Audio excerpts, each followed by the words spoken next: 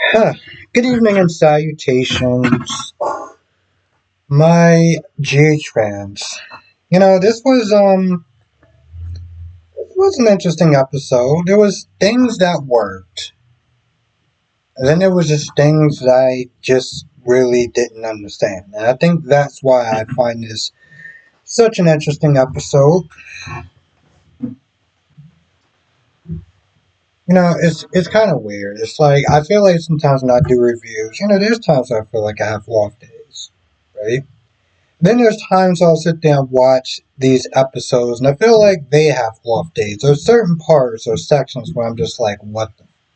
But we'll start off with Drew. And, the reason why I want to start off with Drew, um, you know, there were some points I was sitting there watching some other soaps, and I took a break and I started eating some ramen noodles. And I was watching old flashback videos and clips the original Drew, Billy Miller. It just, I mean, the scenes, the energy, the everything is like it's so vastly different. It's so vastly different. I mean, you gotta watch those scenes. You gotta watch those scenes side by side. Like you gotta watch the Billy version, and then you gotta watch this version. It is insane for like it's just insane. But going with this version of Drew, he's going up in the conference room with Liz, and he's like, how is Willow doing? I need to see her. I need to check on her. I need to make sure she's okay. He always does the hand thing or whatever. And Liz is like, first of all, you're not supposed to be here. Second of all, the girl needs space. She needs space. She needs time. She needs time to heal. She needs time to pick up the pieces of her life. Now, she didn't sit there and say, because you kind of shattered into a million pieces.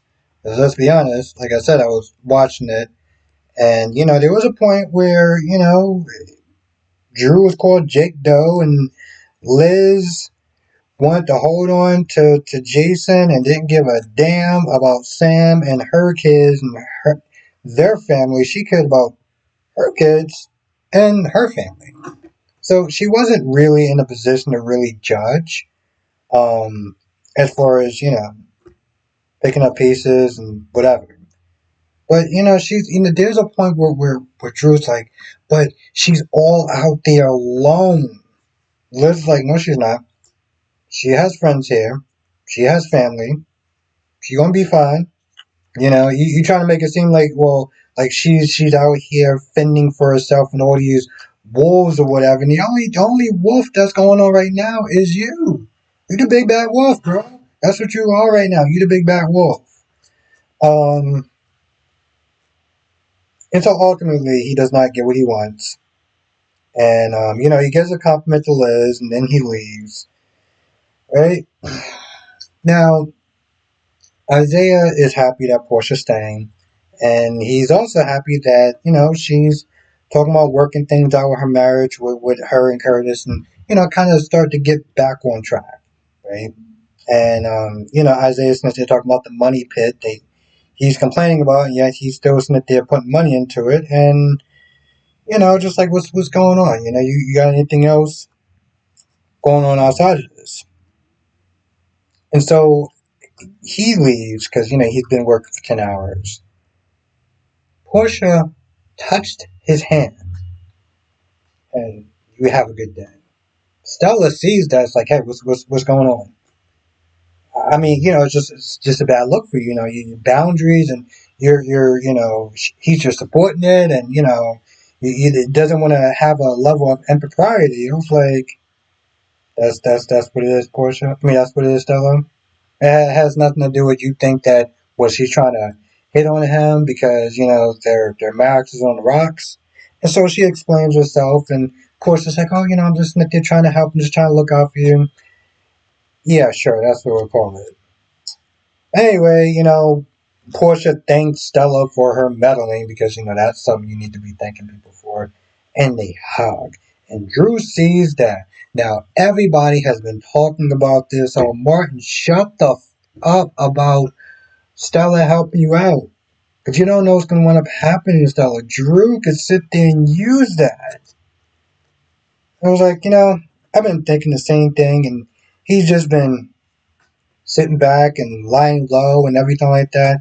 He saw that, he was like, oh, Portia look like she happy with Stella. Let me find a way to sit there and mess that up. And he calls, and he like congressman calling, I want to sit there and open up an investigation on insurance fraud. And I'm like, mm, mm, mm. So great. So great. I mean, we all saw this coming. We all saw this coming. And so I'm just surprised that he didn't sit there and try to I'm surprised he didn't sit there and try to blackmail Curtis with that. You know? I was like, okay, well, at least you got another card to sit there and make. Another card to sit there and play, but nope. Now, the stuff with Jordan and Curtis, there's one point where the one of the things I did like was when Jordan was saying she was talking about her job and she was like, listen, the work is challenging. Not like, her last job, which was just kind of a headache, especially dealing with Laura and her flip flopping with being a mayor and also being friends with the local mobster. But she also talked about the money. It was like, listen, the money's great. And the reason why I actually like that is because there's so many types that, you're undercover and, you're working for the enemy and you're getting all this money and stuff like that. And usually they just sit there and kind of shrug it off like, yeah, and money's great or whatever, but I'm really kind of bust this guy. It's like, no, she was like, now the money, the money's good. And then she was like, oh, it's like, and right now I'm making a move. Like, I'm sitting there thinking she's making a move like progress or whatever. Like, okay, you're going to tell Chris about, what you're doing to sit there and further this investigation? Because honestly, to tell you the truth, again, yesterday I was like, oh, yeah, she's on the cover. I forgot about that. And she's like, oh, I bid on a new apartment, on a new luxury apartment, for my status now that I got more money. And, I got the place. I was like, that's that's your progress. So I think like maybe sometime next year she may start to get a little bit further in this undercover. If anybody remembers that she's undercover. Anyway, they're laughing and it being all chummy. Oh, they also talked about, they pretty much just caught up and talked about Curtis working on his marriage and everything like that and them still being friends or whatever. And I'm kind of just like, that's still such a bad idea. But okay, Jordan, I guess you didn't really learn your lesson. Um, I don't know how cool Portia's gonna be, but I guess that doesn't really matter. Anyway, they're laughing, being all chummy and everything like that. And Isaiah sit there and look at that and he's like, you, you look like you're having a little bit too much fun there. Like he just had that look like, yeah, yeah, I don't like that shit at all. Um, Laura calls in Dante and Lulu to talk about Rocco and being like, hey, listen, Rocco has a lot of questions, and I think it's maybe a good idea for Liesel to answer those because the more you keep pushing, the more he's going to want to feel like he's going to have to go around your back. He's going to sit there and really want answers, and it's better that you know than him doing stuff behind your back. And at first, Lulu was kind of resistant, but she's like, fine. For Rocco, I'll do it. So they call Liesel. Liesel gets down there, and things are a little kind of tense. I'm not gonna lie, but Lulu apologized for overreacting at the poolside, and it goes fine into Dante and Lulu talk about supervised visits with Rocco, And I'm like, yeah, I don't know about that. Yeah, the minute that they started talking about supervised visits, it's like the conversation just went tits up. And Liesel got offended. And next thing you know, Liesel Smith did talking about, Brit as much as a mother as you are, the blood that was coursing and Brit's blood courses through his veins or whatever, and it just goes off the effing rails. And you can tell on Monday it's gonna be part two of this conversation. But like supervised visits, like really? I mean, I get my whole thing is like I get that Liesel I get that Dante and Lulu don't trust her for the stuff that they did, but like, even before when Lulu was talking to Laura, Lulu was like, Britt was Lisa was a criminal and this, that, and the third, and Britt was a criminal, and Laura's like, yeah, but she was something else other than a criminal. Now, I want to sit there and give a shout out to Monique for a hot minute. Because Monique, the thing is with Lulu is like, Lulu was somehow able to sit there and get past what Luke did to her mother. But, like, you're not showing a tenth of that grace when it comes towards Liesel. And you don't believe that Liesel could change. You didn't believe that Lulu changed. You didn't believe that Brit changed. You didn't believe that Brooklyn changed. But somehow you believe that your father changed after doing something that I consider it probably the worst thing you could sit there and do to a human being. It just it amazes me sometimes. So Alexis goes to um, the quartermain's house to talk to Monica. Monica's not feeling well. Apparently now she has a virus, whatever that is. The thing is, I feel like we're getting closer and closer and closer to well, we all know is coming, which is something that I'm pretty much kind of dreading for. Um, But yeah, Alexis is that they're looking for Monica to try to change Drew's mind as far as leaving with Scout and everything. Because, listen, she said it in one breath, and I've been sitting there saying that for a hot minute. Drew is caring. Drew is caring about what Drew wants, not what Scout needs. To be by her family, her friends, and stuff like that. She lost her mother like what, maybe 6 months ago, and you're already ready to like whisk her off to DC. And the thing about it is that Alexis is only just a grandmother, right? So she doesn't want to sit there and push too hard, and Drew becomes a little more like, oh well, I don't know if he could see Scout this time and see Scout that time. It's like she doesn't want to sit there and press her luck. So she's in a very awkward bind or whatever. So she's talking to Jason for a good couple of minutes, and we all know, and Jason's like, yeah, I'm not going to be able to persuade him. But he was like, I'll talk to Monica. Then he talked to Monica. He was like, hey, listen, she's on board. She'll sit there and do what she can. Because, besides Willow, Monica's probably the only other person that Drew would sit there and listen to. Um, and then Anna comes over and is there telling Jason that, yeah, remember I said that you need to sit there and respect her wishes and stuff like that? Yeah, I changed my mind. You need to sit there and find her. See, the thing is, Carly and Jack are, getting ready to sit there, and they're just hanging out and chilling and flirting and kissing and making weekend plans and stuff. And Anna's like, yeah, I need to talk to you. I need to talk to you, Carly. Yeah, no, I need to sit there and talk to you privately about a member of your family. And I'm like, the thing is, Jack is not there looking like he is sweating balls. He's like, what are you about to sit there and say?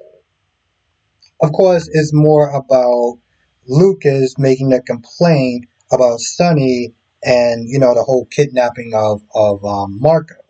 Basically, Smith is saying, does she have anything to add? Now, of course, Carly gets really angry. She's like, listen, I was willing to talk to you yesterday, and you had a no show.